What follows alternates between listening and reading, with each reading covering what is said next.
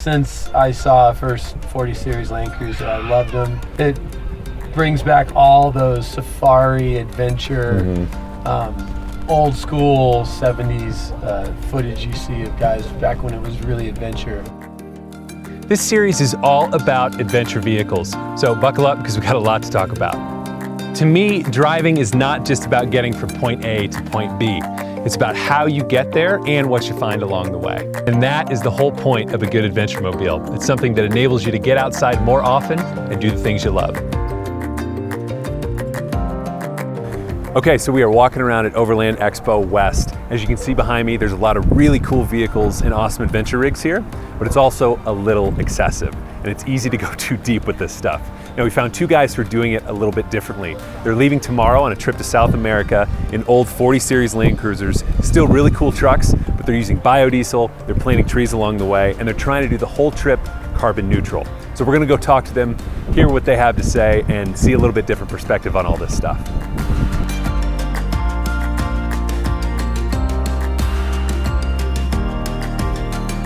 So tell me about the Clean Cruiser project and what you guys are all about.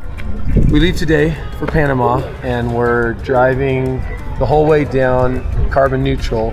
The only way we can do that, since we're on the road, is by planting trees along the way. Okay. So we've contacted several reforestation groups along the way, and we're going to show up and plant trees. The whole idea is to show people how, no matter what you're driving, you can offset your carbon emissions. Our point is not to say that these are the most efficient ways to travel. Okay. This is an old truck. We're going to get 21, 22 miles to the gallon because we've done an engine conversion to the Cummins, but that's not the point. It'd be obviously more carbon efficient to walk to Panama. Sure. But what we're trying to show people is that no matter what you're driving, if you're willing to do a little extra work on your trip, you can be conscious clean about it. Nice. Now, we're not doing anything that you can't do at home. We're running B20 because you can get B20 at the pump, which is a big deal. We could have ran B100 and been way cleaner with our emissions, but the average person is not going to run B100. Sure. And then long-term goals, we'd like to create a video series where we're just touching on topics of how to be sustainable, how to be less impactful on the environment while we're doing the things that we love outdoors in our vehicles. I love it. All right, so now we are sitting in, tell me what this is. Is this a 1982 BJ42 from Canada. So this model of Land Cruisers only went to Canada. So I had a 72 before this, and it was the original 6, and I think that got like 8 or 12 miles to the gallon. And then I found out they made a diesel one, and we started hunting for that. We want something simple and something we could work on. We restored these ourselves. When I say ourselves, I mean all of our friends helped us a lot. Sure, yeah. Steve's truck, my partner, the other Land Cruisers, a 1979 from Costa Rica. We went with the R2.8 conversion from Cummins. So new diesel engine. New diesel engine, clean diesel. There's no black smoke coming out the back. They're super efficient. We could probably get up to 25 miles to the gallon. We're tweaking things, but right now we're right around 21 miles to the gallon. So you sleep in a little trailer. You guys are pulling. We chose to do the trailers, even though we don't really like trailers. Not having your rooftop tent on the top of the truck is a huge benefit for when you're camping. Right. You can run off and go get groceries or whatever and come back to camp. And hopefully your trailer's still there. Yeah.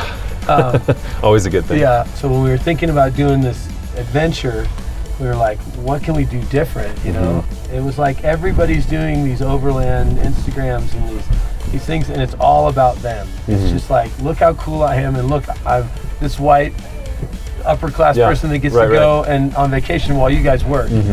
So it's kind of irritating, and we thought, let's try to make it about something more than just us, which sounds super cliche, but there's a huge disconnect between all these people at this event that are educated upper class people that know about the environment. They know that they should be responsible. Sure.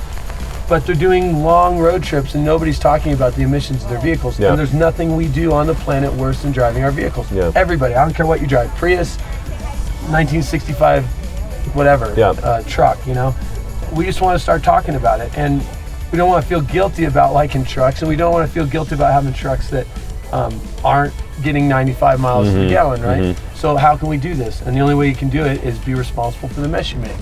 You put out more carbon emissions, clean up more carbon emissions. And there's so many carbon sequestering companies out there where you can offset your carbon emissions for dirt cheap. You should definitely pay attention to who you're supporting and who you're giving the money to. And we need everybody involved if we're going to make any kind of impact. Well, these guys are great. Clean Cruiser Project. We're going to keep following along as they head down on their adventure. But Nathan, thank you. This is awesome. Thanks for stopping in. Yeah, absolutely. Now I have another project to lust over. This is figure out what I'm going to fantastic. hang on these.